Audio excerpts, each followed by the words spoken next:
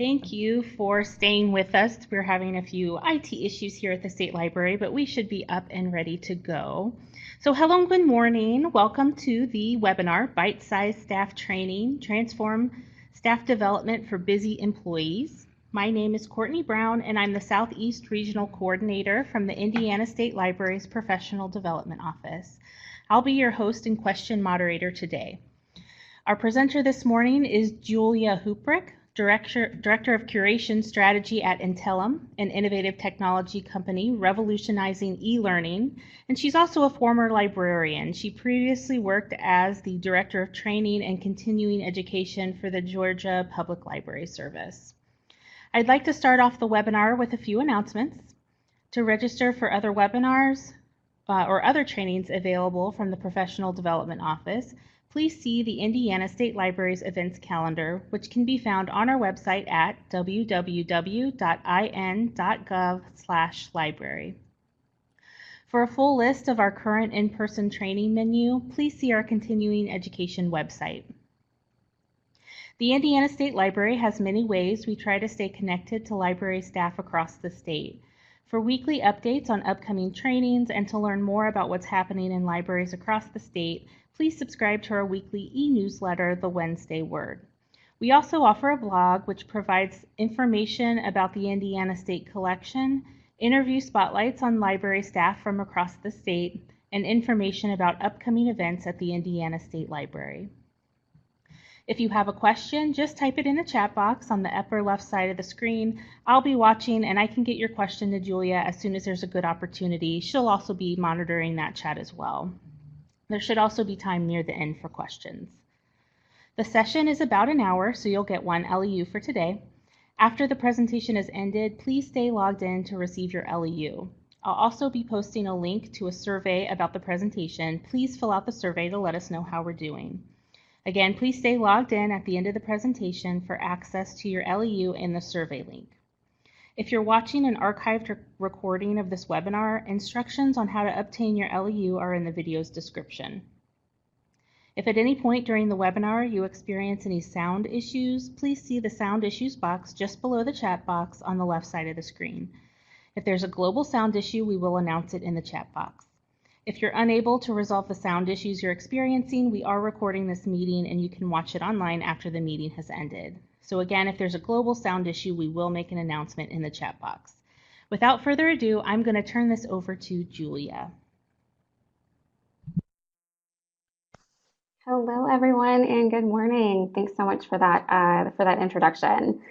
I am super excited to be sharing with you all today for a number of different reasons. One, I've actually never been to Indiana, so I think it's kind of cool that I get to at least talk to you all, even though I'm not there in person. And then microlearning is actually a subject that I've been kind of fascinated with for the past few years. So I'm excited to share with you what I know and then maybe even get some ideas from you. So today we're going to do a couple of things. We're going to talk about what microlearning is and kind of define it. Talk about, thank you, Deborah. Deborah said that first slide looks very yummy. We're going to talk about how you can develop microlearning training or bite-sized training. And then we're going to talk about some different topics that you can use microlearning for. Definitely want questions like throughout the presentation. So and I'm a pretty informal presenter anyway. So please do stop me and ask questions. I'd like for this to be more of a conversation than just like me talking. So. And speaking of me talking, this is a picture of me, and I wanted to kind of give you a sense of like who I was. So I started training in the library world about 8 or so years ago, and it was just part of like my normal library duties. But what I was noticing is that people really didn't have time for learning. They didn't have time for training, and a lot of my coworkers didn't have time for it either.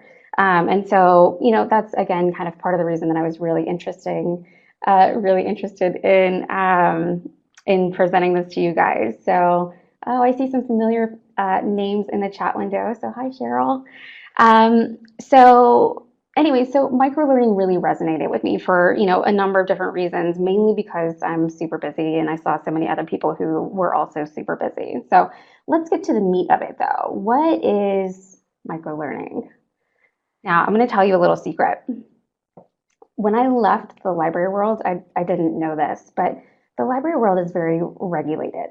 There is a definition for everything. There are standards for everything, and if there isn't, there's an ALA committee who's working on it, right? But when you get into like the training world, especially the corporate training world, what I'm finding is that people just kind of make things up. And there's not really an official definition for a lot of things, like microlearning.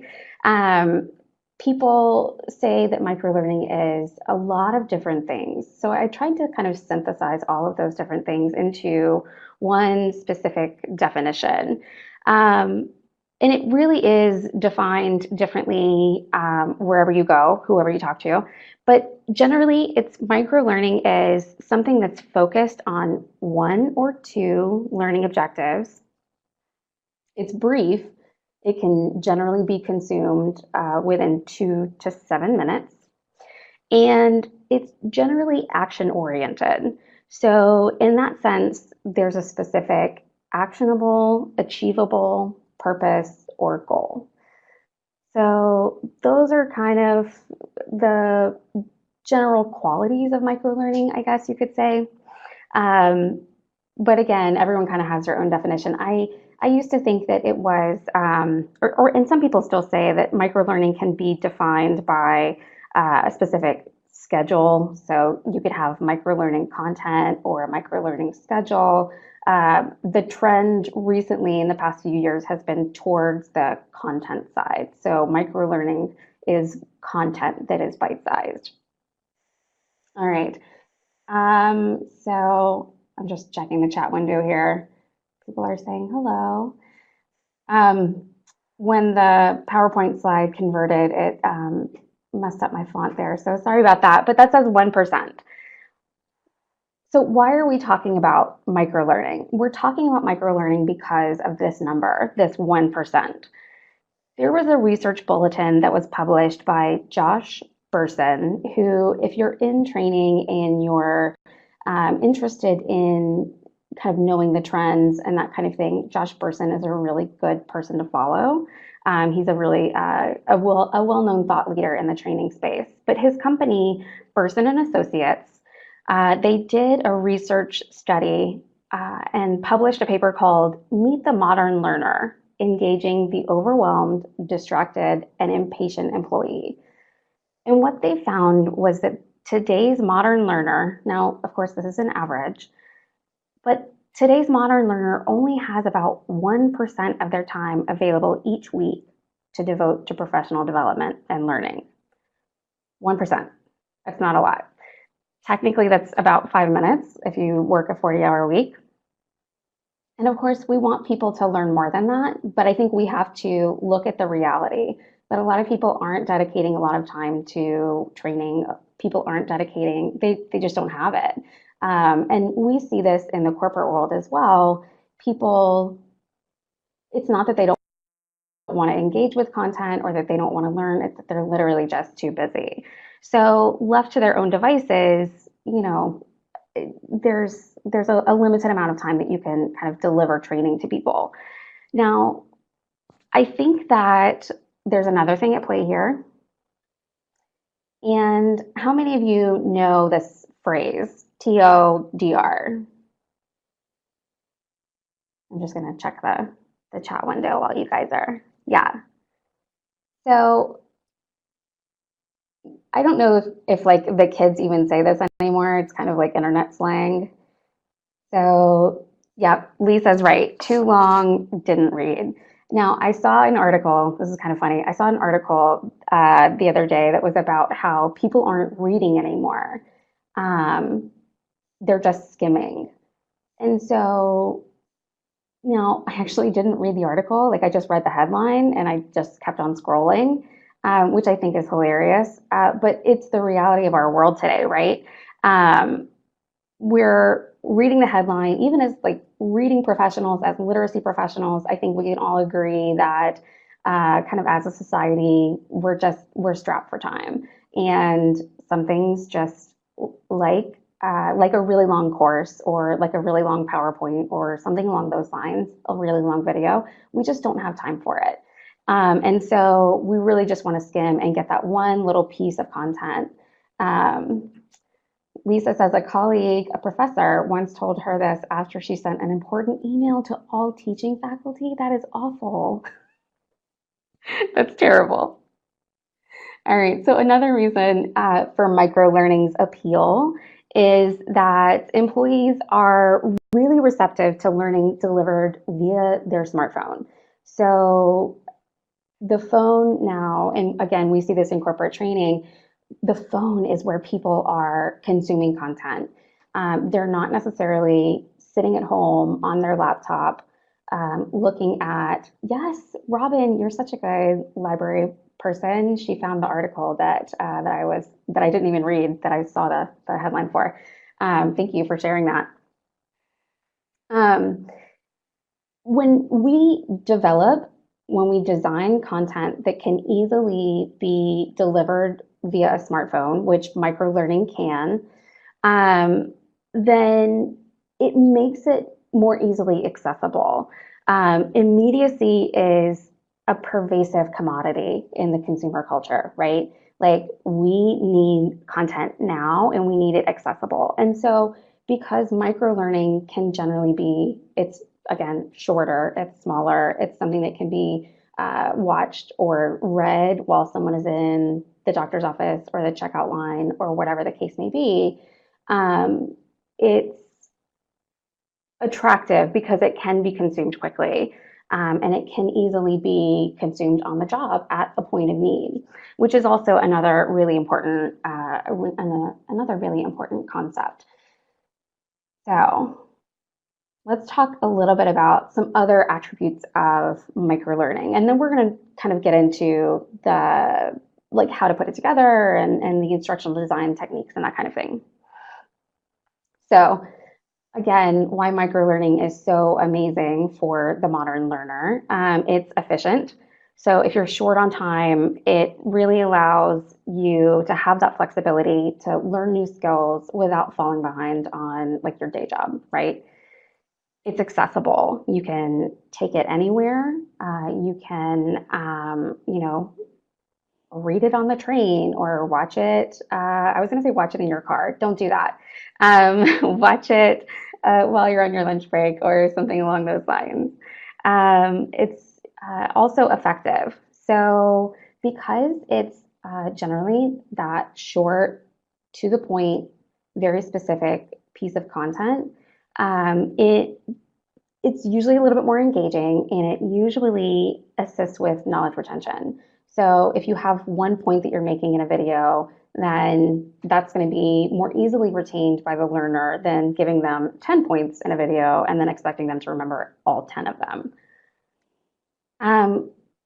Microlearning is also customizable in the sense that if you have, say, 15 different microlearning videos, each one on a specific topic, a learner can pick which ones they need to watch or listen or read. Maybe if it's an article that you wrote, a short article, then they can pick the ones that they need to without having to watch an entire hour-long video where only certain components of it might be relevant for them. So that's another really important aspect of it. So I'm just going to pause here really quickly. So we've talked a little bit about what microlearning, what the benefits are a little bit. Haven't really talked much about kind of what it can be or what it looks like. Any questions though so far? Debbie is looking up my background on her phone while she listens to the computer, which is hilarious. Multitasking there, Debbie. I like it. All right, so we're gonna jump on. I don't see anyone typing. Okay. So let's talk about the ways that you can use microlearning. So the first use for microlearning is a performance use. So you can use microlearning for just-in-time learning, learning at the point of need, that kind of thing. An example of this that I was reading an article earlier, an example of this they gave is like a video that would show you how to complete a company mileage report. Or maybe in the library world, it would be something like a video that shows you how to complete one portion of the library patrons, like their record. So like when you're signing someone up for a library card and you enter in like their information, and there are usually some fields you have to fill out, and sometimes there's some weird drop down menus. I remember in my library there were different types of library patrons. So if you wanted to explain that, explain how to fill out that record. So that would be an example of a performance microlearning. And if you have any other suggestions or examples, then please put them in the chat window. Another one, this is really bugging me how it messed with my fonts. I'm sorry, guys. So another one is a persuasive use.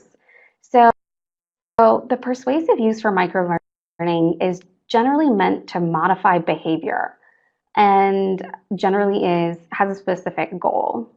So like handling a customer service issue with kindness, or the article I read used the example of like for a sales representative handling an objection from a potential client. So the goal is to not just use a technique. Thank you, Cheryl. The goal is not just to learn the technique, but to be successful in using it. Another example is maybe washing your hands or using hand sanitizer before you see a patient, like if you're in the medical field. So there's generally a goal, an action goal that's associated with this.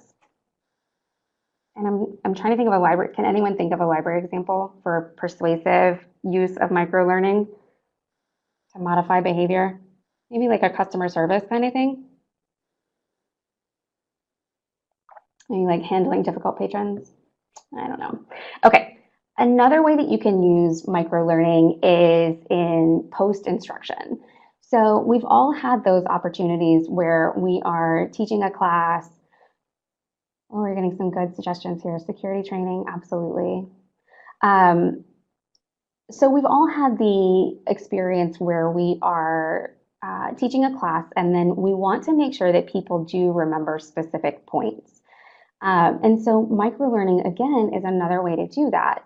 You can create these smaller modules that help reinforce what you taught either in a workshop or in a class, or something along those lines, right? And then you can have those resources available.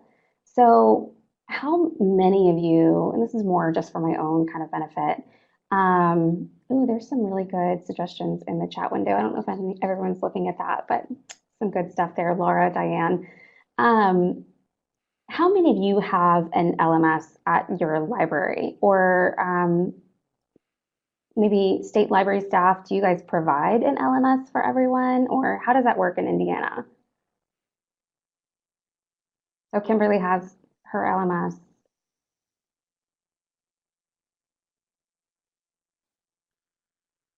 Multiple attendees are typing. I always love it when it says that, because I can kind of imagine people like frantically, like everyone's furiously typing at their desk. So Kimberly would love to know what LMS people are using. So I work for an LMS provider, so I'm going to stay out of the conversation. I don't want to sway anyone. Obviously, we make the best one, but Moodle, okay, cool. All right, so one thing that you can do is after that in-person session, that in-person workshop, or even a webinar like this one, you could post links to maybe a video that you've hosted on YouTube that just went over that one piece of content that you wanted people to walk away with. Or maybe you wrote a really short blog post that could be consumed within 2 to 7-ish minutes, although I think 7 is a little long for a blog post. If it's something written, I would keep it on the shorter side. But you can write a blog post that, again, just kind of goes over like, this is what we talked about in class, this is what I want you to walk away with, and post it on your LMS.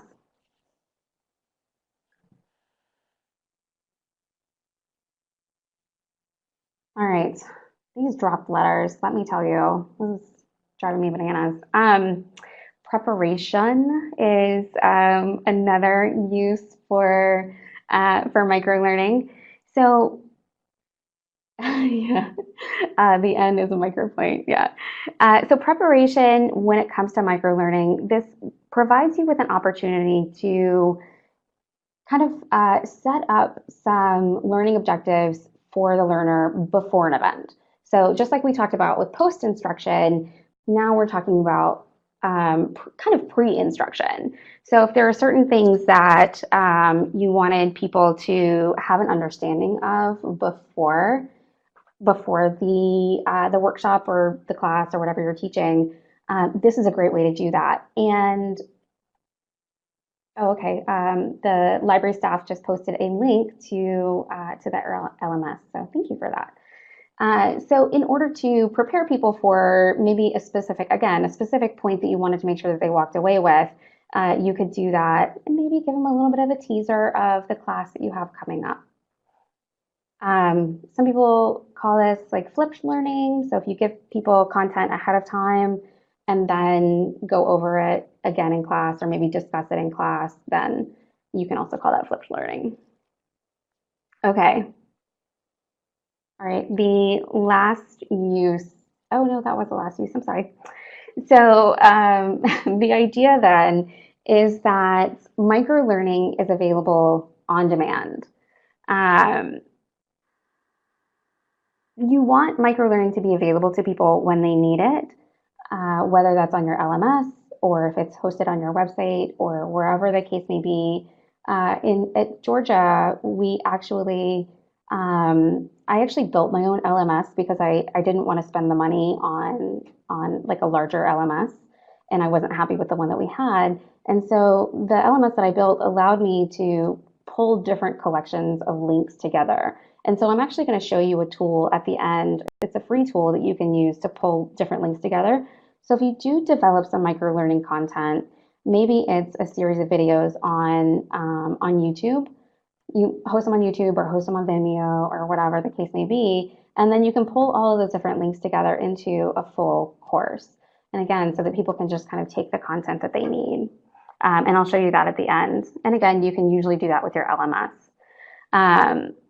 The one thing that I do want to mention is that developing the content so that it's easily navigable is really important. So that way, people can just watch, they can find and watch or read the specific the specific piece of information that they need. So if it was, I'm trying to think of some examples here, like in the case of maybe story time. So like using a story time voice and like just have one video on that specific thing. Linda has a great idea. She says they create videos for staff training, like using the new phone system. So when you're using a new phone system, I remember we got a new phone system in my library one time. This was like 15 years ago when voice over IP was brand new, and transferring a call was literally like the hardest thing to do. And so if we had created a video that was just on transferring a call, that would be considered microlearning as long as it fell within that like 2 to 7 minute time frame. So it sounds crazy, right, to just have like just the one video on this one thing, but that's what microlearning is. And I think that that idea really resonates with people because they can just watch that one video, it meets their needs, it solves their problems, and then they can get on with their day. A couple of other people, I'm just reading back through the chat here, have mentioned Niche Academy, which we partnered with Niche in Georgia as well when I was the director of training there. And I thought that their content was great because it was broken up. And it was these like little pieces where it walked you through how to do or how to use different library resources. This has been a couple years ago, so I don't know if that's what they still do, but it really was fantastic that you could just watch the one video that showed you how to do that one thing in that one database. So that's microlearning. All right, so I wanted to talk to you for just a minute about mobile in general, and about developing content that works for mobile. So how many of you actually develop your own training content? Just if you can kind of like shout out in the chat. Multiple attendees are typing. I love it. All right. Yeah, so a lot of you do. Some, but not video. Cheryl, that's interesting. I'd love to dig into that a little bit more. So the one thing that I wanted to mention when it comes to microlearning is that you probably already have some longer classes, some longer videos, some longer presentations that maybe have narration, whatever the case may be.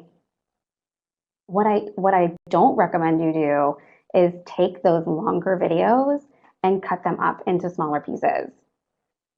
It sounds like a great idea in theory, but it really just doesn't work. Unless you have a video that has very, very specific points and very, very clear kind of stopping points as far as where content is covered. And it generally doesn't work. What we recommend you do is you create content for mobile first. What is something that would be easily watchable or easily readable on a mobile phone, and then go from there. So, excuse me, grab some water. The idea is that it's specifically designed to be completed in just a few moments, and you don't necessarily have to watch something before or after, or read something before or after for that one module, that one micro-learning lesson to make sense. You want it to be able to stand alone on its own. So, excuse me. All right. So if you are creating your own micro-learning content, which I hope you do, I found this 6-step process that kind of walks you through how to do that. And before that, I just want to just check the chat really quickly. All right. Okay. So when you're developing microlearning content, it's a little bit different than like you might use the ADDIE model when you are designing or developing instructional content. You might use, kind of different systems or different processes. This is just one, just a possibility. So the first thing that you do is select a topic. And it sounds simple, right? Like I'm just going to pick a topic, but it needs to be, I've said this probably 3 times already, but it needs to be just one specific topic. That's it. And I think sometimes that's hard. It's harder than it seems, because once you select the topic, then the next thing you have to do is kind of plan your talking points, right? So as you're planning your talking points, you might find that you're covering more than you had thought you would. And so then you've got to go back to this first step. It's a little iterative. You've got to go back to this first step and say, okay, like, maybe, do I need to narrow this topic down a little bit? So, like, customer service couldn't be the topic for a micro-learning video. There's just too much to cover. Handling patrons who bring a dog into the library, which was a no-no at the library that I worked at, that could be its own micro-learning topic, because you would just address the whole dog thing and then move on. See, someone is typing, so I'm gonna just wait a second and grab some water. Linda did a video on using self-checkout, which is another really good point, you don't have to just use microlearning for staff training. I'm going to show you a library that actually used microlearning for patron training, which I think is a really great idea. And of course, that's what Niche Academy does too, is mainly for patrons. So, all right, so you've selected your topic, you've planned your talking points. If you're doing a video, or even if you're writing a blog post, I think it's really important to write your script first or create your storyboard just to make sure that you are covering those points and that you're not covering too many. You'll also be less likely to wander off. So you want to stay really laser focused. And if you have that plan ahead of time, then you'll be a little bit more prepared. So, all right, so you've picked your topic, you planned ahead. The next thing that a lot of kind of microlearning experts recommend is to show people. So Cheryl mentioned that she's working on getting like learning videos. I think that it is really important to be able to show people, especially when it's a technology related topic. Being able to show them how to do something is really important. So one of the things that a lot of kind of microlearning experts, one of the things that they don't recommend that you do is to use a slide with a lot of bullet points and then you just like talk over the slide. That's not really helpful. And a lot of studies have suggested that that's actually kind of bad to just read someone the slide because it requires more cognitive functioning than kind of allowing them to imagine and allowing them to just listen. So one thing that you can do here is record your screen, of course, which Cheryl, happy to show you how to use like a screen recorder. That was always one of the ways that we did videos when I worked in the library. You can also use imagery with like simple animation.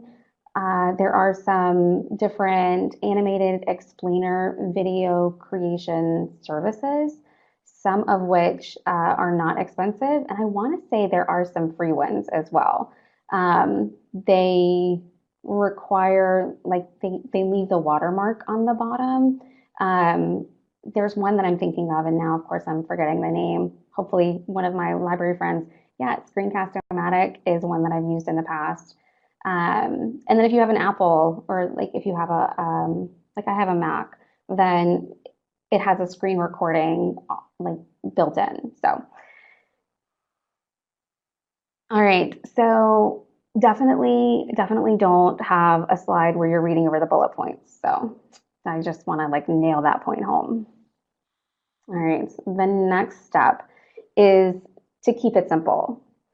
So one thing that you don't want to do is kind of distract from that main point or duplicate what you have already said. So if you stray from that main objective, it's going to be distracting for the learner. They want to know that one thing, right? So there really doesn't need to be like an introduction where you're talking about, I'm going to use the Georgia Library as an example. Like, this is the Georgia Public Library Service, and this is a video on blank. They already know that because like they clicked on the video and it has the title that says this is a video about blank, right? So there's no reason to have that little introductory part, and it also takes up a lot of time. So just get right to the information you're presenting, and nail that point home. Also, there's no reason to like duplicate it. There's no reason to repeat yourself when you are doing a microlearning video. So just saying it one time, if they want to hear it again, they can just rewatch the video or reread the blog post. So I think that's really important as well. Okay, some of you had mentioned that Niche Academy actually allows for quizzes, and I'm not sure, I don't remember. But a lot of LMSs will allow you to build a quiz in. Maybe like if you have an activity like a quiz, like a video, and then it'll allow you to create a quiz that then you can use to reinforce the point that you were trying to make. And again, it should just be the one point. So I think the idea of having a quiz afterwards seems a little redundant because it is just one point that you're making in the microlearning content. but there are actually kind of different cognitive processes that happen. So when someone takes a quiz versus watches a video, so it does actually help to reinforce that one specific thing that you are trying to get them to learn. So, so it definitely can kind of enhance that retention.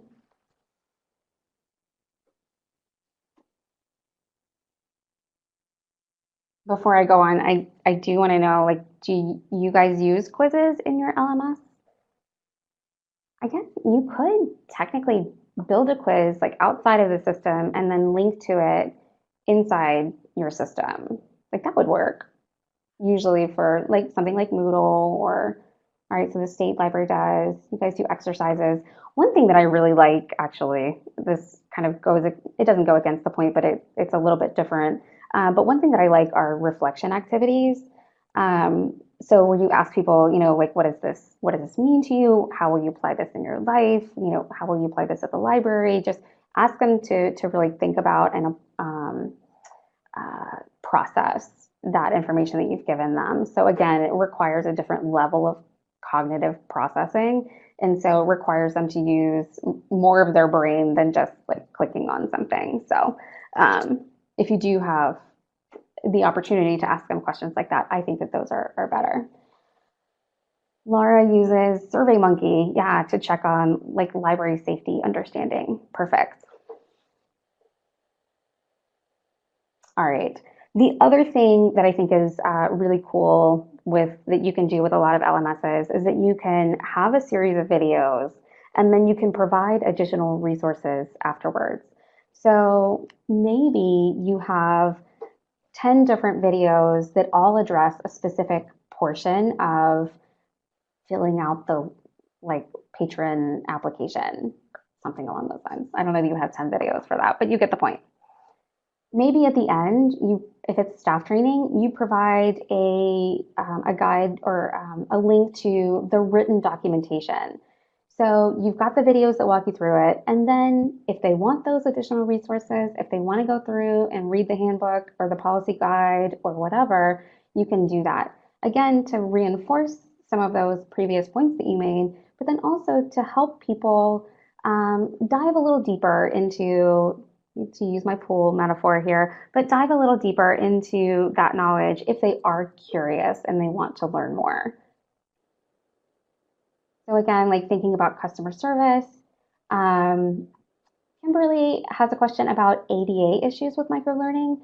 So it's my understanding that with microlearning, or I'm sorry, with videos, so with microlearning videos, providing a transcript with those is one way to address those ADA issues.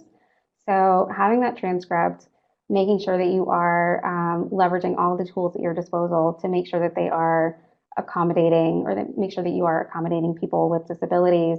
So a lot of LMSs will allow you to upload a transcript, or YouTube, when you upload a video, will allow you to upload a transcript with that file. Yeah, and so they're saying that in Indiana, we make sure all videos from the state library are transcribed. So that's a really good question. But you would essentially do what you would do for any video or other resource. So, all right. This was actually someone's New Year's resolution: live now, do now, which I thought was kind of cool. And so, but it illustrates the point for me that microlearning is something that you can do now. Microlearning videos or pieces of content should be things that instruct me how to do something, and I'm going to use that information right away. This is not a theoretical or a hypothetical thing. This is something that I need to know how to do, and this is going to tell me how to do it, or this is going to persuade me to do something a different way. So it needs to be something that can be, again, actionable and achievable. So things like, let's see, soft skills, things like teamwork, how to handle a challenging team member, or how to talk to someone who maybe is upset on your team. Something like that maybe can be appropriate for microlearning. I like customer service because you can address different components of customer service. So, greeting people when they come to the library, making eye contact when they come to the reference desk. Like there are very specific things that you do in customer service, making sure that you address them within 5 feet of the reference desk. You know, using like the hotel rule. That kind of thing works really well for microlearning videos and posts or articles. There are some topics, though, that really don't work well for microlearning. So I'm going to kind of give you guys a minute to like think about some trainings that you do in your library. What are some things that might not be appropriate for 22-minute videos that are sequenced in a specific way and have a quiz at the end? There are some topics I think that just don't work well that way. Does anybody have any ideas? I used to use, no one is typing, by the way. I used to use the example of like sexual harassment training as something that you might not want to use microlearning for, because you want someone to understand the full policy. You want them to go through that whole 1 hour, whether it's a video or a narrated PowerPoint or a course that you have them walk through. Um, that's something that I don't know that I would use microlearning for. Now, in theory, you could have different videos that say things like, here's how to not verbally sexually harass your coworker, and here's how to maybe not inappropriately touch your coworker. But to me, like broken down into different components like that, it makes it less impactful. Donna says FMLA training, absolutely. I think that that's definitely something that might be a little tough for microlearning.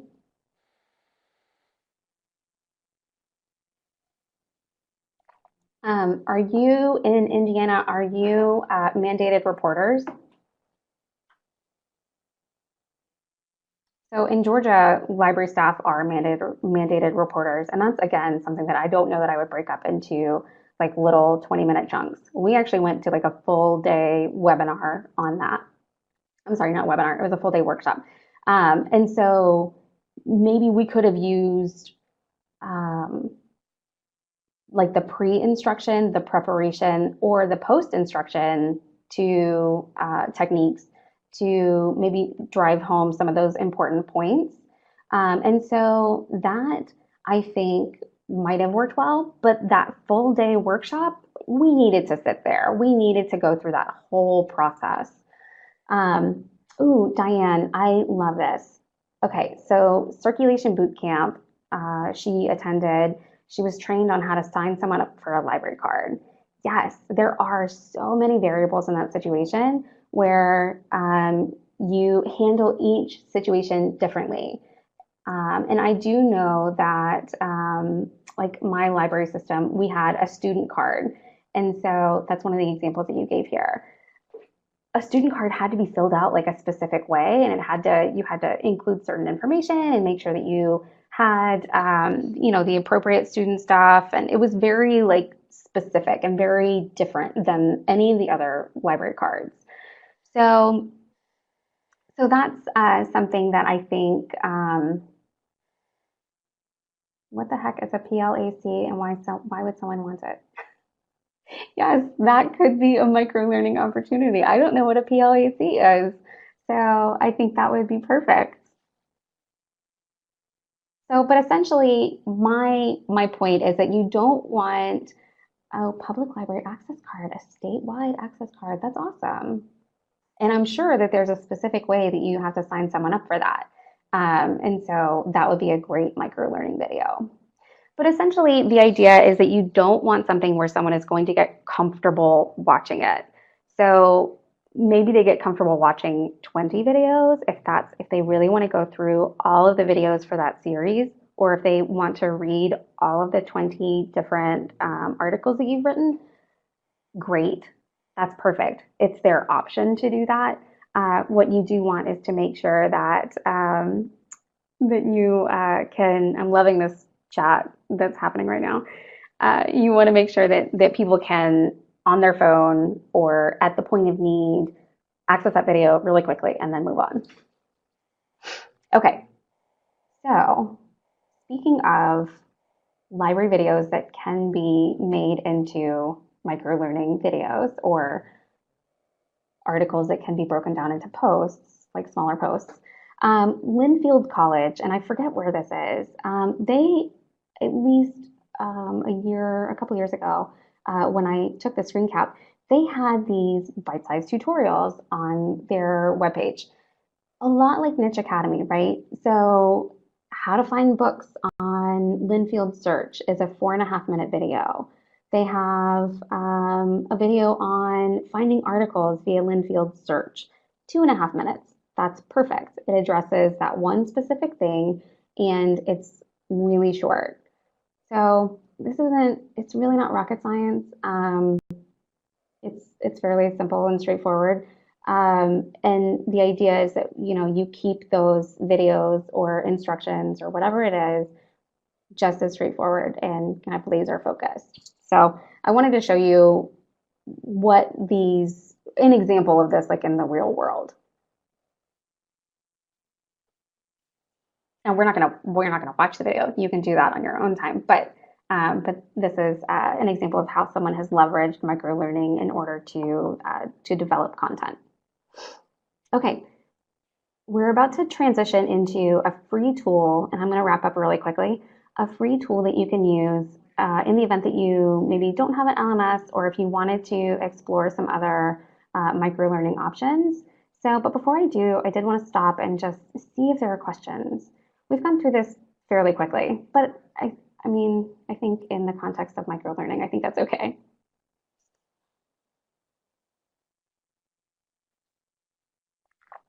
Okay. All right, so now we're going to transition to a tool that I like a lot and that I use, and it's called CatCat. You can don't go there yet. I know I'm going to lose you to the amazingness that is catcat.com. But so after the webinar, you can check this out. It's catcat.com, and it's a great tool that you can use to compile different resources from around the web. So you can curate content and put it together into a course, or it's what we call a path.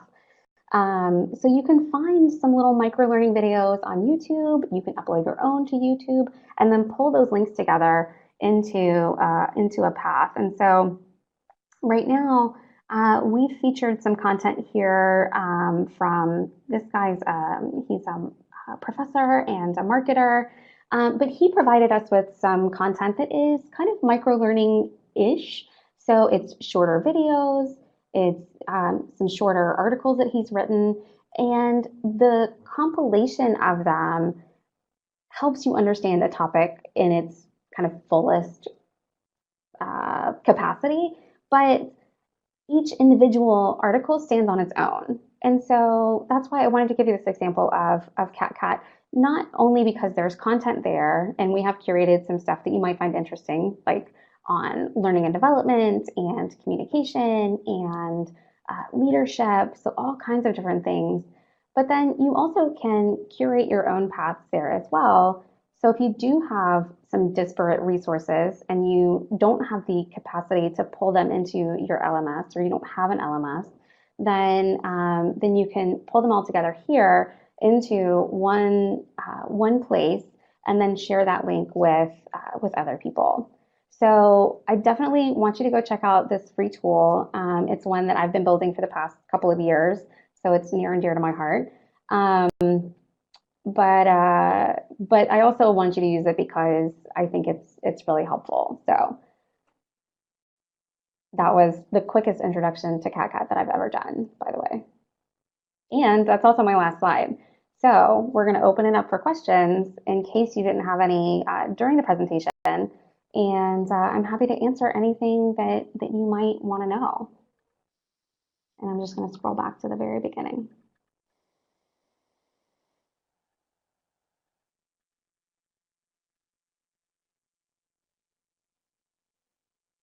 Laverne, I hope you do go and check out CatCat.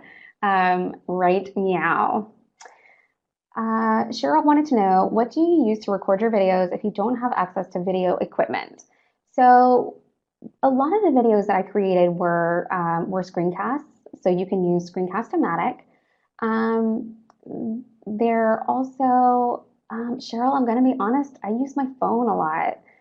If I need to maybe record someone, so we did an onboarding path last year, and we just completely redid everything. And so we used microlearning, and so one of the videos was on um, like taking advantage of your boost budget. So we have a boost budget that is, it's kind of like a scholarship, staff development funds.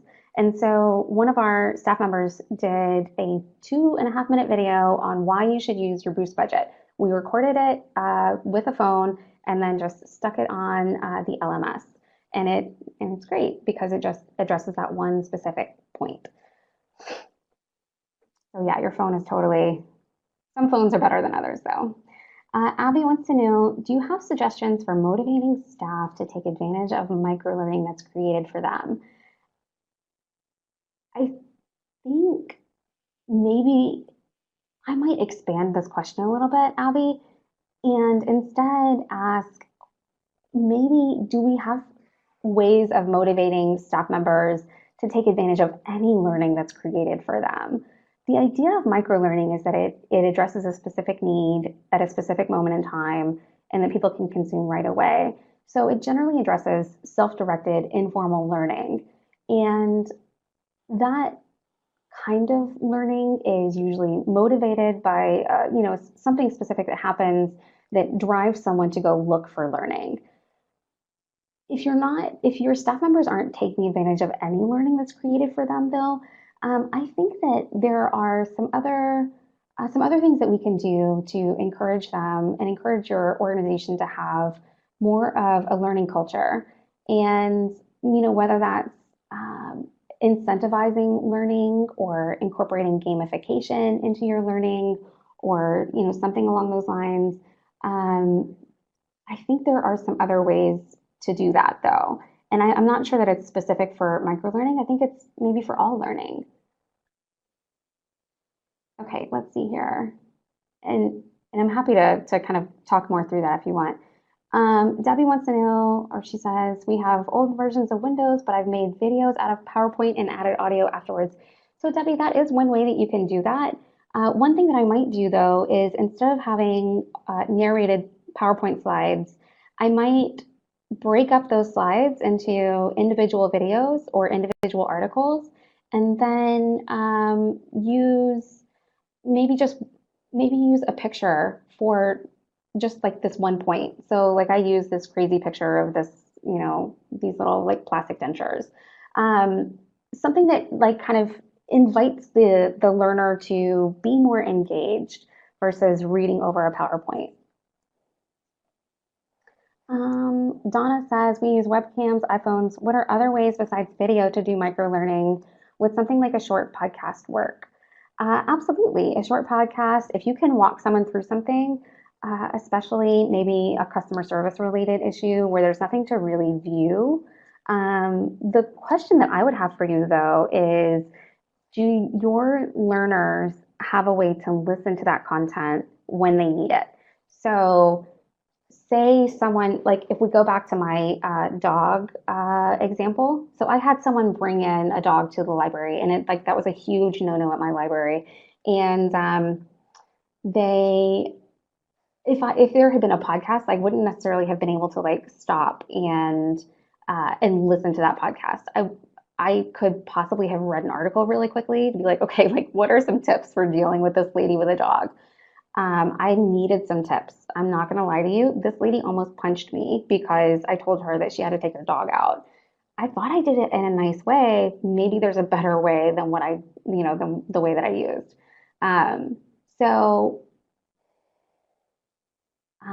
so if you're using a podcast, I know a lot of times at our staff training or when people needed to know something, they were at the desk.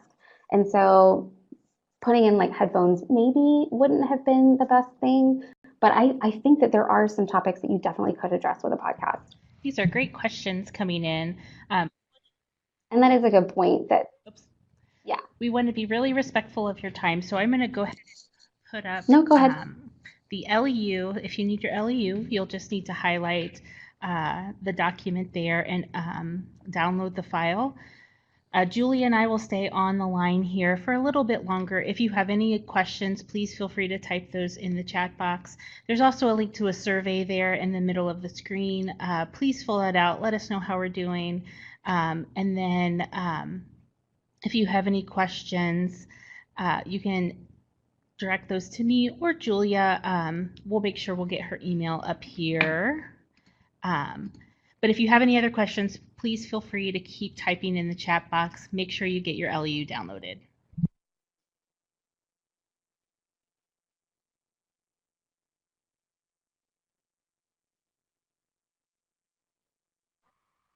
Awesome. Thank you guys so much for your time today.